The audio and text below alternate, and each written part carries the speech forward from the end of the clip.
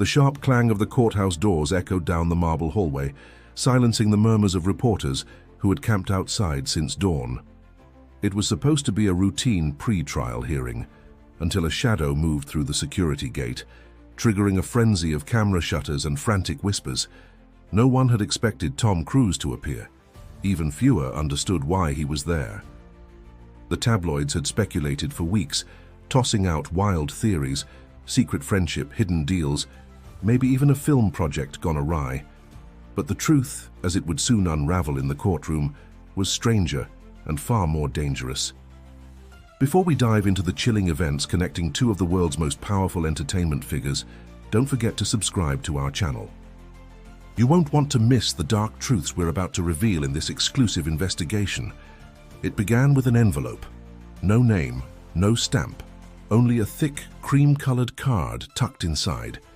The emblem on the front was unmistakable, a black panther curled around a golden crown, the same symbol Diddy used for his private soirees during the early 2000s. Tom Cruise found it resting on the stone wall outside his Beverly Hills home at sunrise.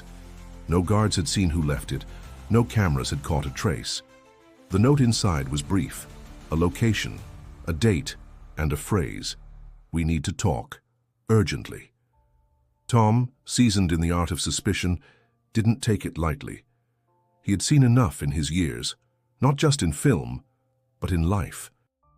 Raised in a military family, familiar with high-security operations and unspoken codes, he recognized the undertone immediately. This wasn't a party invitation. It was a warning wrapped in luxury. What disturbed him most wasn't the symbol. It was the handwriting.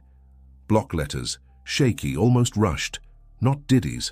Someone trying to mimic authority but concealing fear behind ink. He waited a day. Nothing. Then came the call. A restricted number rang just before midnight. Tom answered. No words, just static, followed by a low whisper. "You got it. Good. Come alone." Click. That was the moment he contacted his private security detail and then the FBI. Initially, the agents didn't take him seriously. Celebrities received strange invitations all the time, but Cruise wasn't reporting a stalker. He was reporting a pattern, one he had seen before in classified briefings he once attended for a role that blurred too close to reality. Disappearances, sudden bankruptcies, untraceable blackmail, names he recognized whispered in panic through the highest circles. He handed over the card. They scanned it for prints. Nothing. They traced the paper stock. Custom, European, no known distributor. Cruise's gut told him this wasn't an isolated stunt. It was part of something larger, and he had just become a piece on someone else's chessboard. Meanwhile, Diddy had just been indicted. The headlines focused on racketeering, tax evasion, and illicit parties. But buried in the legal filings were references to unnamed witnesses and sealed testimonies. Whispers in the courtroom hinted that one witness held a story too volatile to be made public. That's when the prosecutors made a sealed motion. A celebrity had come forward, one whose testimony could link Diddy to an inner network of manipulation that reached far beyond the music industry. Reporters scrambled for names, but the defense fought to keep it under wraps. Irrelevant, unverified, sensational, they argued, but the judge didn't agree. A closed-door session was scheduled. No press, no public. Inside those walls, Tom Cruise was about to speak, not as a movie star, not as a friend or an enemy, but as a man pulled into the gravity of a scandal that could bring down more than just a music mogul. The moment Tom Cruise handed over the invitation to the FBI, the atmosphere in the room shifted. A silence fell, the kind that always precedes revelation or danger. One of the agents, a seasoned counterintelligence officer named Ramirez, studied the card like it was a relic from a coded world. They knew Cruise wasn't prone to hysteria. If he was here, it meant something real had stirred beneath Hollywood's polished surface. Tom described other recent incidents, things he'd brushed off until now. An unmarked black SUV idling across from his residence for 3 consecutive nights. A drone that hovered too long over his secluded Colorado property. A housekeeper who quit suddenly, leaving behind a burner phone she claimed was a gift from a delivery man who'd never returned. Individually, these details seemed trivial. Together, they painted a map of intimidation. The Bureau took action, quietly assigning a two-man surveillance team to shadow Cruz under the guise of personal security.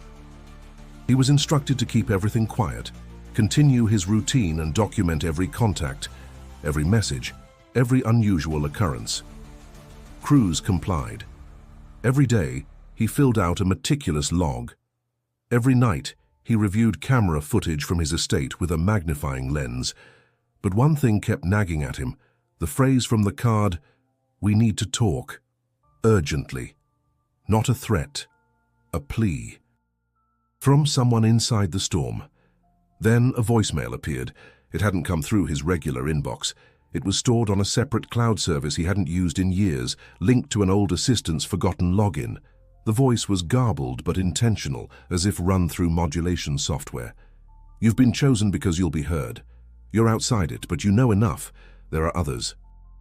Trust no one who comes to you in daylight. It's bigger than just him." Cruz immediately forwarded the recording to the FBI. Ramirez's face turned pale when he played it back. They ran voice analysis, triangulated possible origins, even scoured old case files looking for phrasing patterns. What emerged was a terrifying possibility. The voice may have belonged to someone already listed in another sealed investigation, one tied to political donors and offshore accounts. Inside the courtroom, the case against Diddy was unfolding slowly.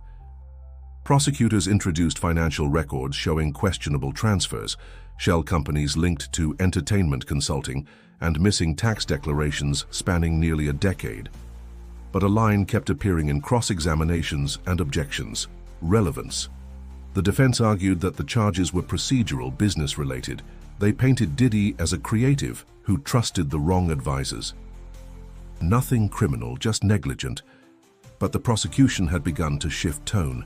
Their questions veered into coded language, privacy breaches, and party rosters. They hinted at something more than embezzlement, something involving coercion and silence. It was then that the name The Hollywood Witness began to circulate in backroom whispers. The judge, cautious yet compelled, allowed a private evidentiary hearing to assess the unnamed testimony. That's when Tom Cruise's involvement became more than a rumor. His legal team worked closely with federal prosecutors to secure temporary anonymity. Cruise would testify behind closed doors, not to protect his fame, but his safety. Diddy's legal camp reacted with immediate outrage. They accused the prosecution of manufacturing spectacle, using celebrity to poison public perception. The judge, however, had reviewed the preliminary evidence. He ruled in favor of the private hearing. That night, as reporters flooded the courthouse steps speculating about Cruise's role, inside the lights stayed on late, papers were shuffled, identities redacted. And in the judge's chambers, a man known for running across rooftops on screen prepared to describe a real-life encounter more dangerous than any of his films.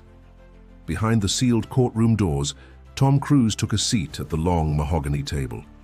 The air felt heavy, not just with legal tension, but with something unspoken: fear. His eyes met the judge's. No cameras, no spectators. Just federal officials, attorneys, and a few stenographers sworn to silence. What he was about to recount had never been written down, never fully understood, even by him.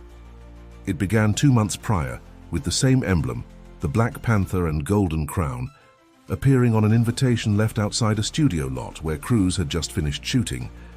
That second card matched the one found at his home. This time the message was longer. "You will see what matters. No press, no phones, only truth." The night of the event arrived. Cruise's instincts told him not to go, but curiosity and a sense of duty won. He dressed plainly, left his phone behind, and drove a rental vehicle registered under an alias. The address led him to a mansion in the Hollywood Hills, hidden behind layers of security and silence. At the gate, his ID wasn't checked. A man in a suit nodded once and opened the door. Cruise was guided down a hallway, lined with black drapes.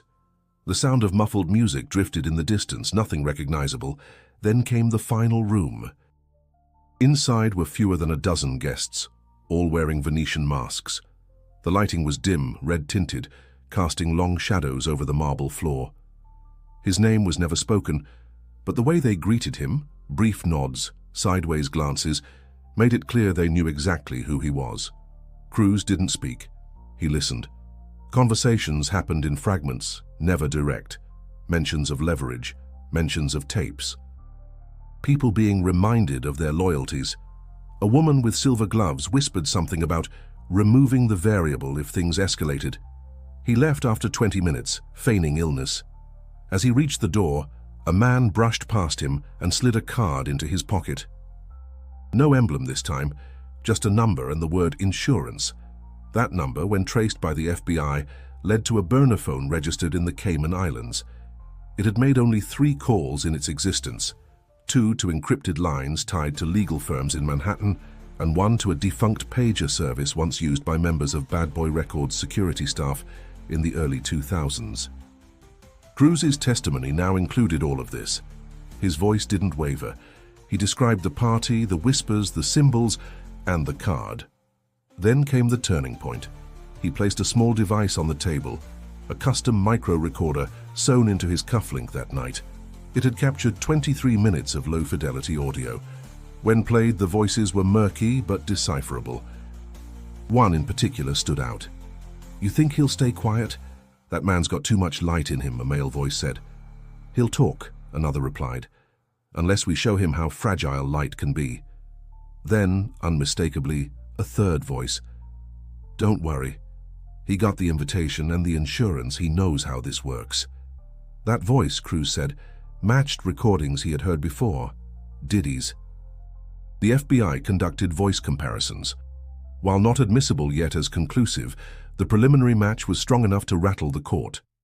At the conclusion of his deposition, Cruz handed over another item. The silver-gloved woman's monogrammed handkerchief, which he had quietly taken, the initials stitched in gold EJM. The room fell silent. No one asked who that was. They knew. Outside the chamber, the public had no idea what had just transpired. But within those walls, the narrative had shifted. This wasn't about money anymore. It was about control, silence, and the power to erase truths before they reached the light. The courtroom transformed overnight. What had started as a financial case was now pulsing with undertones of conspiracy. The defense team knew they needed to act fast. Their strategy: destroy Cruz's credibility. They filed a motion to exclude his testimony, calling it theatrical, accusing him of manufacturing a narrative for attention. When that failed, they brought in Dr. Leslie Kirsch, a forensic psychiatrist with a long resume and an even longer history of testifying against high-profile witnesses. Under oath, Dr. Kirsch claimed Cruz exhibited signs of classic delusional ideation. She cited his belief in hidden messages, his paranoid reactions to stimuli, and his grandiose interpretation of mundane events. The courtroom murmured. Some jurors shifted uncomfortably. The judge called for silence. Then Cruz was brought back in to respond. Wearing a simple gray suit, he spoke with calm precision. He outlined his actions, never straying into emotion, always rooted in fact. He explained the recordings, the FBI's reaction, the items he turned over, all verified by federal agents under sworn affidavits. The defense tried to rattle him. "Mr. Cruz," the lead attorney barked, "isn't it true you've played roles where fiction and reality blur? Couldn't this be an extension of one of your films? A man chasing shadows?" "No," Cruz said simply, "because in films, people don't really disappear." The silence that followed was suffocating. Just when the room began to settle, the prosecution called a surprise witness, Calvin Price. A former member of Diddy's personal security team from the early 2000s, Price had vanished from public life years ago, after surviving what was officially called a robbery gone wrong. Today, he walked with a limp and carried a cane. But his voice, when he took the stand, was steady. He corroborated everything Cruz described: the mansion in the hills, the masked events, the private lists. He told the court about rooms with no surveillance, guests who signed NDAs under threat, and deliveries made to quiet those who asked too many questions. When asked if Diddy knew, Price didn't hesitate. "He orchestrated it," he said. No one came in or out without his clearance. He then produced a key piece of evidence, a security logbook from 2006, photocopied and hidden for years. It listed guest initials, vehicle plates, and most crucially, an entry on a night-matching cruise's story, labeled TC, Override Access Granted. The defense objected furiously, calling it forged, but the prosecution had already submitted the log to the FBI for authentication. Preliminary analysis matched the paper, ink, and handwriting with other verified records from Diddy's former estate. Then came the final blow, a burner phone. Found in Price's storage unit, it was one of the original insurance phones. Still functional, it contained 2 voicemails saved to the SIM. One was distorted, unintelligible. The other was clear. "Make sure he sees it," a voice ordered. "He'll recognize the symbol. And if he talks, there's a backup plan." Cruz recognized the voice immediately. "That's the same voice from the party," he said. "That's the third speaker on the tape." Gasps rippled through the courtroom. The judge immediately called for recess. Attorneys scrambled, phones lit up across newsrooms, and a procedural bomb had just detonated in real time. The prosecution filed a motion to expand the scope of the trial, citing new evidence of organized intimidation. The defense asked for a mistrial. The judge promised a decision the next morning. For now, everything paused, but the damage was done. The story had escaped the courtroom. Headlines ignited, not just about Diddy, but about the system behind him. And at the heart of it all stood Tom Cruise, no longer just a witness, but the key to unraveling an entire hidden structure of silence and control. The next morning, the courtroom was at capacity before the sun rose. The judge entered without ceremony and announced his decision. The trial would continue, expanded. New charges would be considered. The court would reconvene after federal investigators had time to review the latest evidence. Diddy sat motionless, flanked by his attorneys. He didn't speak, didn't look up. But the shift was undeniable. What began as a case about misappropriated funds had cracked open something far deeper, an empire built on intimidation, secrecy, and silence. Tom Cruise was nowhere to be seen. His team confirmed he had left the state under federal protection. Rumors swirled: Montana, Switzerland, even an undisclosed naval base. Wherever he went, it was clear he wasn't hiding. He had done what he came to do. Outside the courthouse, reactions varied. Some fans hailed Cruise as a hero, others questioned his motives. But inside the legal community, one thing was certain: his testimony changed everything. Prosecutors quietly admitted that without his voice, the deeper layers of the case would have remained buried. What he exposed wasn't just criminal, it was cultural. In the weeks that followed, new names surfaced. Journalists traced connections from Diddy's business entities to offshore trusts, non-disclosure agreements tied to major labels, and private arbitration settlements long kept secret. Some documents referenced the Circle, an informal coalition of executives who allegedly manipulated public image, silenced whistleblowers, and controlled narratives behind the scenes. Still, the court remained focused on Diddy. A second grand jury was assembled. More subpoenas followed. Investigators raided a private property linked to his former legal team, where encrypted drives and surveillance backups were seized. Inside one of those drives, a folder labeled Stars. Its contents have yet to be released, but sources close to the case suggest it contains files on multiple celebrities, private information, recordings, behavioral profiles, all organized in a format described as intelligence brief dossiers. Meanwhile, Cruise stayed silent. He declined interviews, refused offers from publishers and networks, and communicated only through his legal representatives. In one statement, they said, "Mr. Cruise believes truth is not a brand, it's a responsibility." For some, that line became a rallying cry. Podcasts, think pieces, even university lectures began dissecting the cultural moment. What does it mean when the most powerful figures in entertainment are also the most protected? How far does influence stretch before it turns to control? And how many more stories, like this one, are still buried beneath NDAs and fear? Yet through all the chaos, one image lingered: the Black Panther wrapped around a golden crown. once a symbol of power, now a relic of something darker. The trial isn't over. The story hasn't ended. Diddy remains under investigation, facing a growing list of charges. Others, executives, advisors, silent partners, may soon follow. As for Tom Cruise, he has returned to work on a new film, one reportedly focused on betrayal within a tight-knit elite circle. Fiction, perhaps, or maybe not. What's certain is this: his actions opened a door. And now that it's open, the world is watching. If this story stunned you, don't forget to subscribe to our channel. More revelations are coming, and we'll be here to break them first. And if you want to understand just how deep this goes, click the video on screen now to uncover the web behind the music, the celebrity cabal no one dares talk about until now.